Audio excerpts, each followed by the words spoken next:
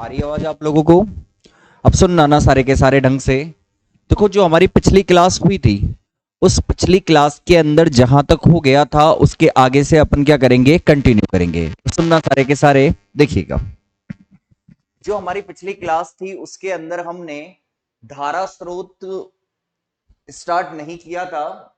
हम वोल्टा स्रोत कंप्लीट कर चुके थे और अब हम धारा स्रोत स्टार्ट करेंगे। पिछली क्लास के अंदर धारा विभाजन का नियम मैंने समझाया था। वो इसलिए बताया था क्योंकि मुझे कहीं ना कहीं धारा स्रोत को समझाने के लिए उस नियम की जरूरत पड़ेगी। ठीक है, तो आइएगा सुनो। तो अब हम धारा स्रोत की बात करेंगे।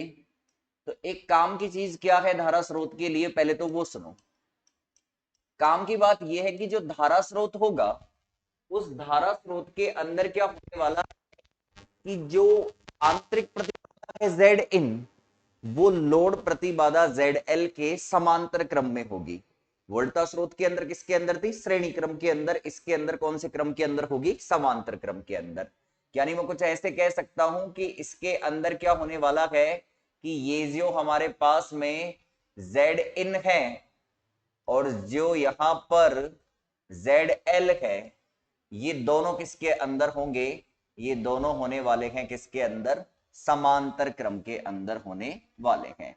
ये दोनों कौन से क्रम के अंदर होने वाले हैं, समांतर क्रम के अंदर होने वाले हैं। कौन, जेड इन और जेड एल इसके अंदर समांतर क्रम के अंदर होने वाले हैं। ठीक है, अब जैसे मान लीजिए मेरे पास में अब ये दोनों समांतर क्रम के अंदर है। कैसे, जैसे मान लो यहां से आई करंट आ रही है इस तरीके से, तो अब इस जंक्शन पर आकर क्या होगा, करंट दो भागों में बढ़ जाएगी।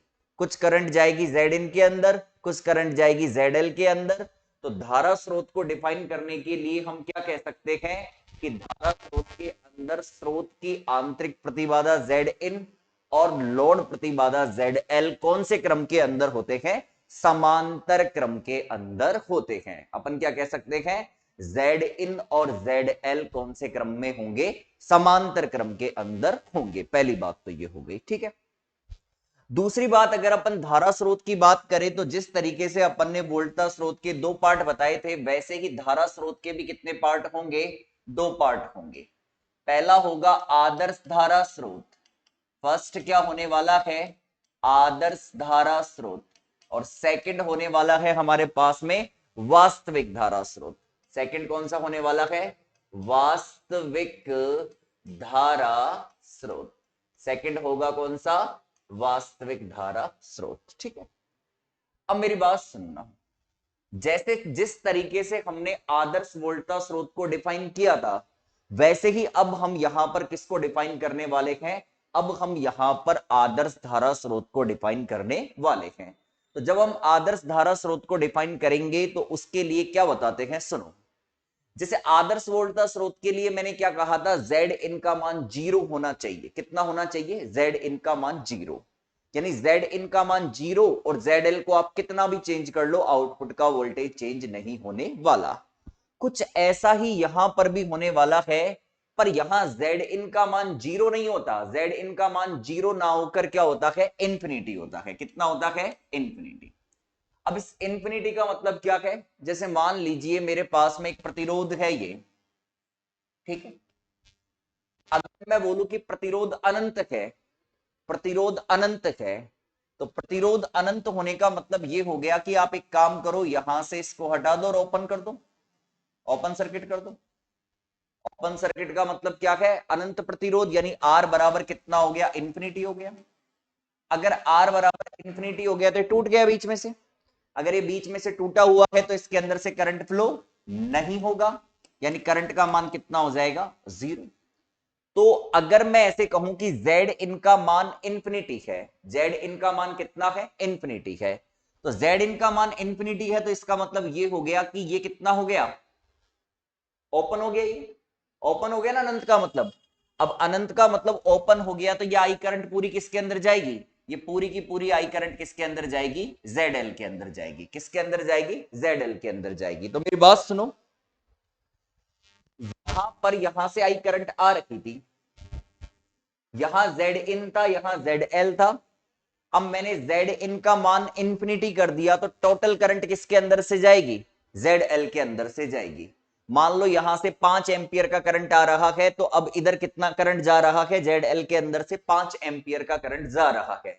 तो इसका मतलब ये हो गया कि मैं ZL को कितना भी चेंज कर लूं, मैं ZL को कितना भी बदल लूं, कितना भी चेंज कर लूं, इसके अंदर से कितने अमाउंट का ही करंट जाएगा, 5 एम्पियर का ही जाएगा। अगर मैं कहूं कि ये 5 एम्पियर है और अगर मैंने कहा कि यहां पर ये मैंने ओपन कर दिया इसको, क्योंकि ये अनंत है, क्योंकि यहां जेड इन क्या है, इंफिनिटी है, तो पूरा का पूरा करंट किसके अंदर से जाएगा, ZL के अंदर से जाएगा। तो उस कंडीशन के अंदर आप ZL को कितना भी चेंज कर लो, आउटपुट में यानी ZL के अंदर जो बहने वाला करंट है वो उतना ही होगा जितना करंट यहां से आ रहा है।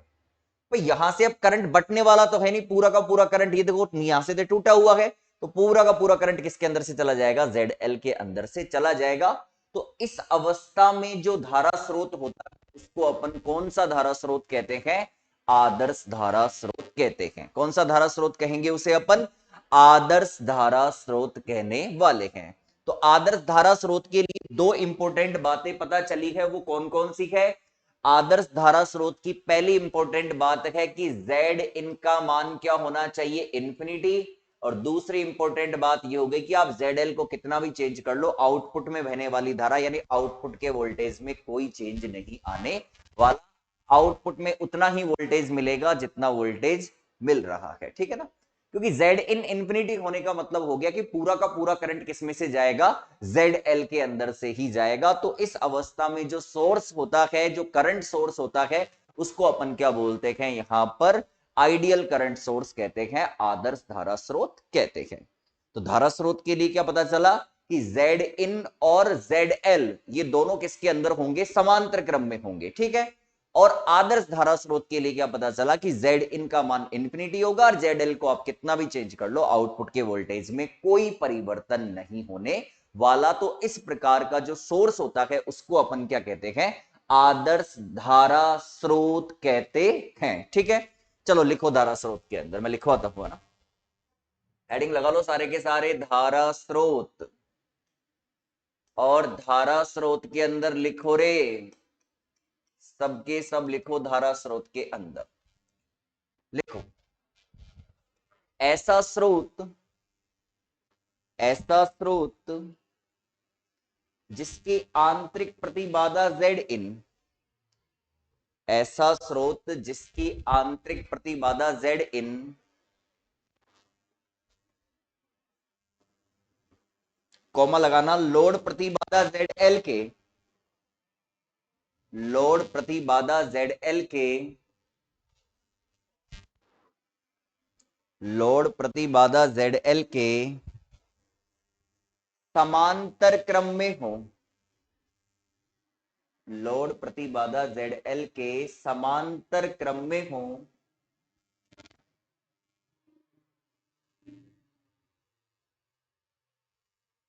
तो ऐसे स्रोत को धारा स्रोत कहा जाता है। तो ऐसे स्रोत को धारा स्रोत कहा जाता है।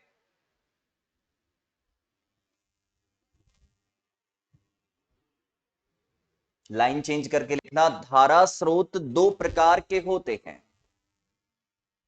धारा स्रोत दो प्रकार के होते हैं। पहला लिखना आदर्श धारा स्रोत, फर्स्ट लिखना आदर्श धारा स्रोत, और सेकंड लिखना वास्तविक धारा स्रोत, और सेकंड लिखना वास्तविक धारा स्रोत। अब फर्स्ट लगाइएगा आदर्श धारा स्रोत, फर्स्ट हेडिंग लगाइएगा आदर्श धारा स्रोत, आदर्श धारा स्रोत, फर्स्ट हेडिंग लगाइएगा आदर्श धारा स्रोत, फर्स्ट हेडिंग लगाइएगा सारे के सारे आदर्श धारा स्रोत। लिखो इसके अंदर, ऐसा धारा स्रोत, ऐसा धारा स्रोत जिसकी आंतरिक प्रतिबाधा, जिसकी आंतरिक प्रतिबाधा अनंत हो, ऐसा धारा स्रोत जिसकी आंतरिक प्रतिबाधा अनंत हो,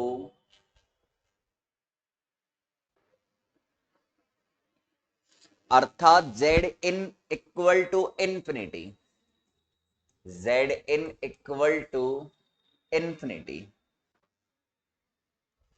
Z in equal to infinity, और ZL के मान को परिवर्तित करने पर,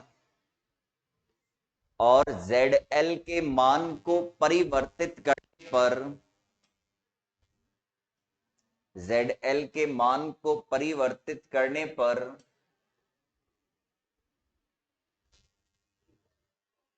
निर्गम में धारा अपरिवर्तित रहे, निर्गम में धारा अपरिवर्तित रहे, तो ऐसे धारा स्रोत को, तो ऐसे धारा स्रोत को आदर्श धारा स्रोत कहते हैं। तो ऐसे धारा स्रोत को आदर्श धारा स्रोत कहते हैं। तो यहां से करंट आ रहा है आई, तो ये तो बिहेव करेगा किसकी तरह, ओपन सर्किट की तरह, ठीक है। तो पूरा का पूरा आई करंट इधर चला जाएगा, ठीक है। तो आप लिखोगे ZL को परिवर्तित करने पर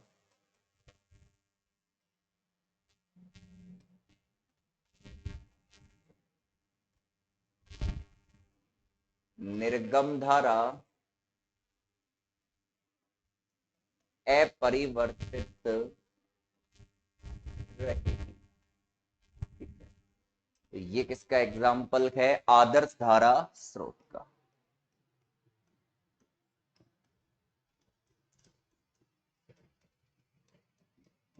मतलब आदर्श धारा स्रोत बना लो ना, इस डायग्राम को बना लो।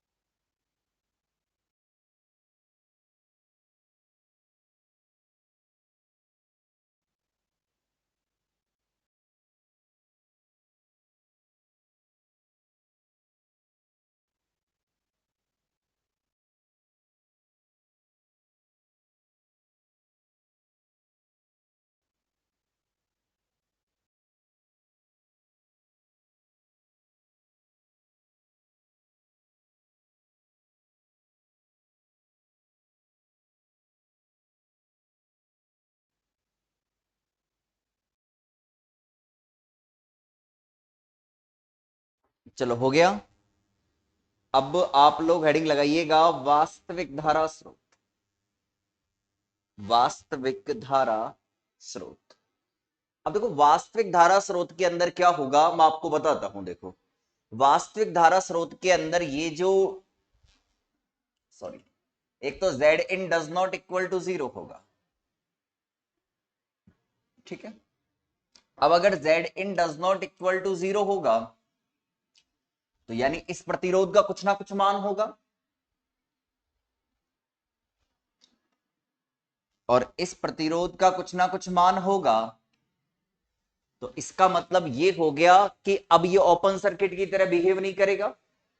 अब अगर ये ओपन सर्किट की तरह बिहेव नहीं करेगा, तो इसका मतलब ये हो गया यहां पर कि जो करंट आई यहां से आ रही है, वो पहले तो क्या हो रहा था कि इसमें से बिल्कुल भी करंट नहीं जा रही थी, क्योंकि प्रतिरोध क्या था, अनंत था, यानी प्रतिबाधा क्या थी, अनंत थी। अब प्रतिबाधा अनंत है नहीं, तो जो करंट आ रही है वो इसके अंदर नहीं, इसके अंदर भी जाएगी, और इसके अंदर जाएगी। तो इसका मतलब ये हो गया कि पूरी की पूरी करंट इधर नहीं जाएगी, पहली बात। अब पूरी की पूरी करंट इधर नहीं जाएगी, तो इसका मतलब ये हो गया कि यहां ZL को परिवर्तित करने पर निर्गम धारा भी क्या रहेगी, परिवर्तित रहेगी। तो इस कंडीशन के अंदर निर्गम धारा भी क्या होगी, चेंज होगी। तो इसके लिए क्या होगा, एक तो Zn does not equal to 0, और दूसरी कंडीशन ये होगी कि इसमें जब ZL को परिवर्तित करेंगे तो निर्गम धारा भी क्या होगी, परिवर्तित होगी। मैं एक एग्जांपल लेके आप लोगों को ये बात समझाऊंगा कि आखिरकार निर्गम धारा किस तरीके से क्या होगी, परिवर्तित होगी। तो इस प्रकार के वोल्टता स्रोत को अपन क्या कहते हैं, वास्तविक वोल्टता स्रोत कहते हैं। एक बार लिख लो, फिर अपन चेंज करके बताएंगे कि आखिरकार ZL बदलने पर आउटपुट का करंट कैसे चेंज हो रहा है। ये अपन सीखेंगे CDR रूल से, धारा विभाजन नियम से। ठीक है, तो मैं एक बार इसको डिफाइन करवा देता हूं। सेकंड नंबर पे लगाओ आप दूसरा बी पॉइंट यहां पर, और बी पॉइंट के अंदर आप लोग लगाइएगा वास्तविक धारा स्रोत। लगाओ रे हेडिंग वास्तविक धारा स्रोत, वास्तविक धारा स्रोत। नेक्स्ट हेडिंग लगाओ, नेक्स्ट हेडिंग वास्तविक धारा स्रोत, और लिखो इसके अंदर, लिखना ऐसा धारा स्रोत जिसकी आंतरिक प्रतिबाधा, ऐसा धारा स्रोत जिसकी आंतरिक प्रतिबाधा अनंत न हो, अनंत न हो, अर्थात Zn does not equal to 0, अर्थात Zn does not equal to 0,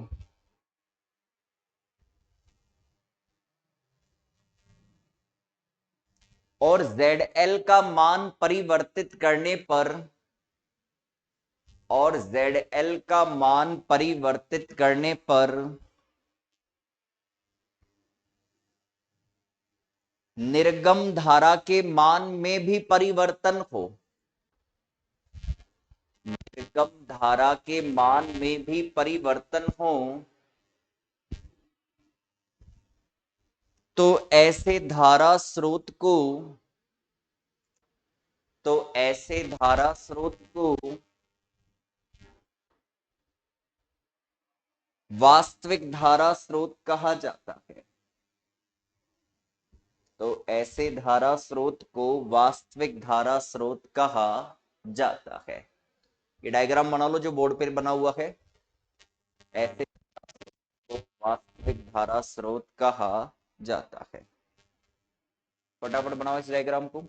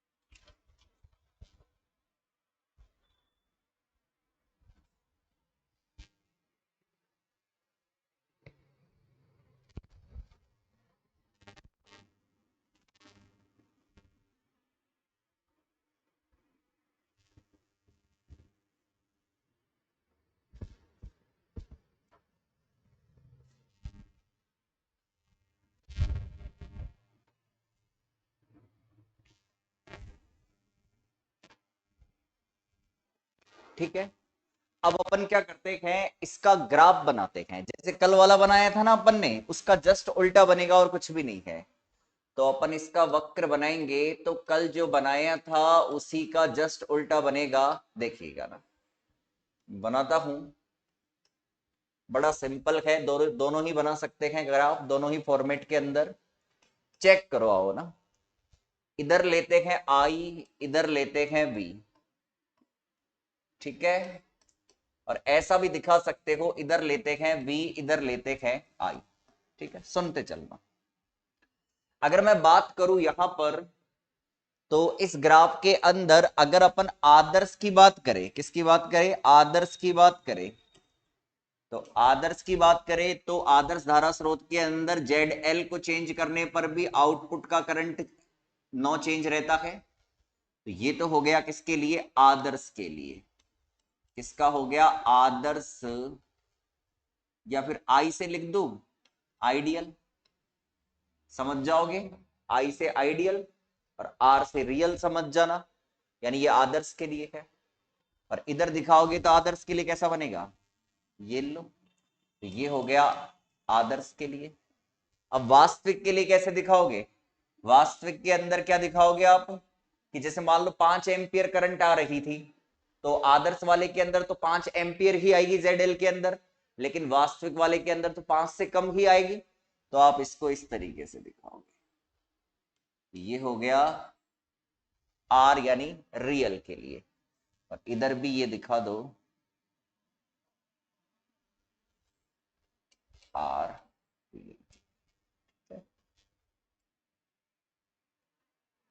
तो कुछ इस तरीके से इनके वक्र बन जाते हैं। तो ये दोनों वक्र भी आप लोग बना लो, V और I के बीच में वक्र, आदर्श धारा स्रोत और वास्तविक धारा स्रोत के लिए।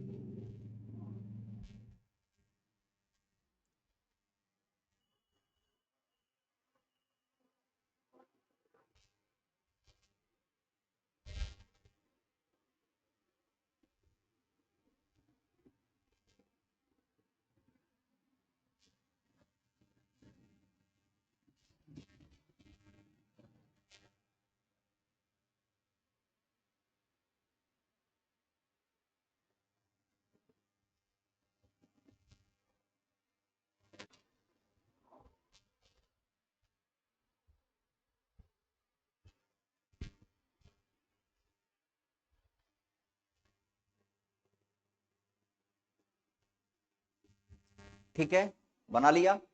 हाँ जी, अब सुनो, एक बार मैं वास्तविक धारा स्रोत के लिए आप लोगों को बता रखा था कि आखिरकार ZL को चेंज करने पर किस तरीके से मान चेंज होता है करंट का। देखो, तो अपन समझ लेते हैं, मान लो यहां से करंट आ रहा है 10 एम्पियर का, कुछ भी ले लो एग्जाम्पल के तौर पे, और इधर ये जो जेड इन है, अब वास्तविक के लिए इसका मान अनंत तो नहीं होगा, तो मैं मान लेता हूं इसका मान कितना है, 1000 ओम है। कितना है, 1000 ओम है। और ये रहा आपका ZL, और इस ZL का मान लेता हूं मैं कितना है, 250 ओम है, या 200 ओम मान लेता हूं, कितना है, 200 ओम है। ठीक है, पहले अब यहां से कितना करंट आ रहा है, 10 एम्पियर का। ठीक है, अब सबसे पहले ZL के अंदर जो करंट फ्लो हो रहा है वो चेक करके बताओ कितना हो रहा है। तो मैंने बताया था CDR रूल कल की क्लास के अंदर, तो ZL में प्रवाहित धारा मान लेता हूं, इसमें करंट फ्लो हो रही है I1, इसमें करंट फ्लो हो रही है I2। तो मुझे ZL के अंदर प्रवाहित धारा I2 ज्ञात करनी है, तो कैसे ज्ञात करते हैं, स्रोत कल की क्लास देख लेना जिसने नहीं देखी है पहले ना, स्रोत से कितनी करंट आ रही है, 10 एम्पियर की, चलो 10 लिखो।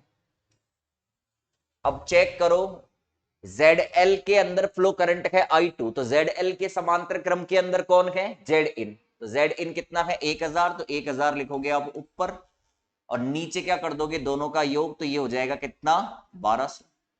इससे कटेगा तो ये हो गया 100/12। कितना हो गया, 100/12, यानी ये हो गया 50/6, यानी आप कह सकते हो 25/3। और ये 3 24, और ये हो गया 8.3 एम्पियर का करंट इसके अंदर फ्लो हो रहा है। कितना करंट फ्लो हो रहा है इसके अंदर, 8.3 एम्पियर का करंट फ्लो हो रहा है। अब आप अगर इसको चेंज कर देते हो, मान लो इसको 200 से बढ़ाकर कितना कर दिया आपने, 400 कर दिया, तो क्या ये करंट चेंज होगा, जी बिल्कुल चेंज होगा। कैसे, अब करंट कैसे चेक करेंगे, इधर आओ, देखो 10, सोर्स से कितना करंट आ रहा है, 10 एम्पियर का, इसके समांतर क्रम में ये है 1000, ऊपर लिखो, नीचे दोनों का योग करो, कितना आ गया, 1600। तो यहां से कितना आ गया, ये 100/16, यानी आप कह सकते हो 50/8, यानी कह सकते हो 25/4। तो ये हो गया 6.2 लगभग एम्पियर का करंट इसमें से फ्लो होगा। तो मैं ये कहना चाह रहा हूं इसके अंदर कि पहले जब ये 200 ओम था तो 8.3 एम्पियर का करंट फ्लो हो रहा था, जैसे कि आपने इसको चेंज करके क्या किया, 400 ओम किया, तो इसके अंदर से कितना करंट फ्लो हो रहा है, 6.2 एम्पियर का करंट फ्लो हो रहा है। तो यानी ZL को चेंज करने पर आउटपुट का वोल्टेज क्या होता है, चेंज होता है। ठीक है, आउटपुट का करंट चेंज होता है। ठीक है, चलो अब अपन एक आध एक छोटे मोटे क्वेश्चन कर लेते हैं। छोटा सा क्वेश्चन है, लिखो लिखो, छोटा सा क्वेश्चन लिखवा रखा हूं मैं, ध्यान देना, लिखना सारे के सारे। दिए गए वोल्टा स्रोत को धारा स्रोत में परिवर्तित करो। दिए गए वोल्टा स्रोत को धारा स्रोत में परिवर्तित करो। दिए गए वोल्टा स्रोत को धारा स्रोत में परिवर्तित करो। आ जाओ, ये हमको कोई वोल्टा स्रोत दिया हुआ है जिसको हम कन्वर्ट करेंगे किसके अंदर, धारा स्रोत के अंदर। तो ये कुछ 8 वोल्ट है, यहां पे ये 4 ओम है। ठीक है, बना लो ये डायग्राम। इधर आउटपुट है ना, आउटपुट यहां लेते हैं। तो ये वोल्टा स्रोत है, क्योंकि ये जो प्रतिरोध है इसके सोर्स के कौन से क्रम में है, श्रेणी क्रम में है। तो अब इसको अपन को किस में कन्वर्ट करना है भाई, इसको कन्वर्ट करना है धारा स्रोत में। तो आ जाओ, धारा स्रोत में कैसे परिवर्तित करेंगे। आओ देखो, सॉल्यूशन चेक करो, इधर ध्यान देना। तो देखो सॉल्यूशन कैसे होगा, हमको पता है V बराबर क्या होता है, IR होता है। ठीक है, V बराबर IR। तो I बराबर कितना होगा, V अपॉन R। V कितना है, 8 है, R कितना है, 4 है, तो I बराबर कितना आ गया, 2 एम्पियर आ गया। तो ये लो, ये चेंज हो गया। ये कैसे चेंज होगा चेक करो, आप 2 एम्पियर का सोर्स लगा दो करंट, और इसको यहां लगा दो 4 और ये मिलेगा आउटपुट। तो ये लीजिएगा, ये आपका कन्वर्ट हो गया किसके अंदर, ये कन्वर्ट हो गया किसके अंदर, वोल्टेज सोर्स किस में कन्वर्ट हो गया, करंट सोर्स में कन्वर्ट हो गया। ठीक है ना, तो पहले ये उतारो, फिर ये डायग्राम बना के ये बना लेना। ठीक है, पहले ये उतार लेना, V बराबर IR लगाना, फिर ये बनाकर ये बना लेना। ठीक है, करो फटाफट इसे।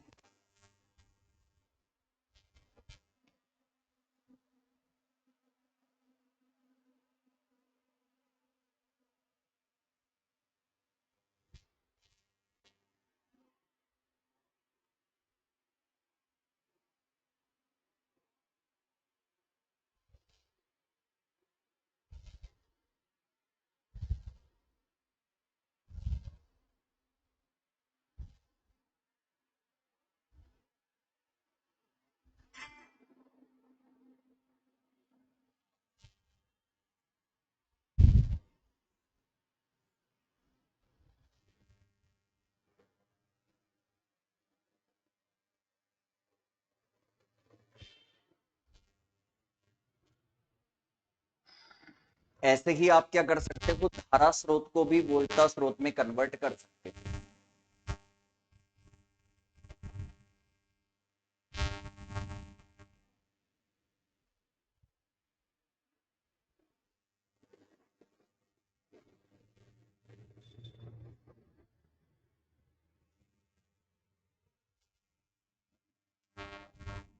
चलो आगे चलते हैं।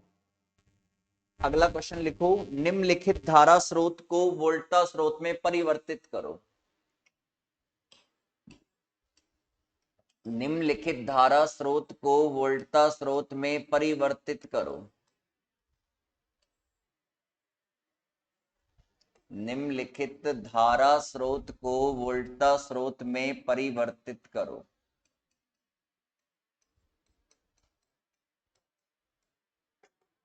ये डायग्राम बनाओ, इसको किस में कन्वर्ट करना है, इसको हमें कन्वर्ट करना है धारा स्रोत को किसमें, वोल्टा स्रोत के अंदर। ठीक है, ये भी बड़ा आसान है, अभी कैलकुलेट करके बताते हैं। देखिएगा सुने, बना लो इस परिपथ को एक बार, फिर वही सॉल्यूशन चेक कर लेना यहां पे। तो V बराबर होता है IR, तो V बराबर I कितना है 4 है, R कितना है 2 है, तो ये हो गया 8 वोल्ट। ठीक है, तो इसका मतलब जो परिपथ बनेगा वो कुछ ऐसा बनेगा जिसके अंदर सोर्स कितने का लगेगा, 8 वोल्ट का, और इधर लग जाएगा 2 ओम। तो ये हो गया आप लोगों का इस तरीके से। ठीक है, ये लिख लो, ये बनाकर वापस ये बना लेना। तो ये कन्वर्ट हो गया धारा स्रोत को वोल्टता स्रोत में, और वोल्टता स्रोत को धारा स्रोत के अंदर कन्वर्ट किस तरीके से किया जाता है। तो ये हमारा एक टॉपिक पूरा कंप्लीट हो गया, जिसके अंदर अपन सोर्स की बात कर रहे थे। दो टाइप के सोर्स, धारा स्रोत, वोल्टता स्रोत। फिर इनके भी दो प्रकार के पार्ट, आदर्श वोल्टता स्रोत, वास्तविक वोल्टता स्रोत, आदर्श धारा स्रोत, वास्तविक धारा स्रोत। एग्जाम में पूछी जा सकती है इनकी डेफिनेशन, इनके वक्र पूछे जा सकते हैं, या फिर कन्वर्ट भी करवाया जा सकता है, वोल्टता स्रोत देकर धारा स्रोत, धारा स्रोत देकर वोल्टता स्रोत। ठीक है, इसे कंप्लीट कर लो। आज के लिए इतना ही, नेक्स्ट क्लास के अंदर अपन आगे कंटिन्यू करेंगे। ठीक है, तब तक के लिए पढ़ते रहो।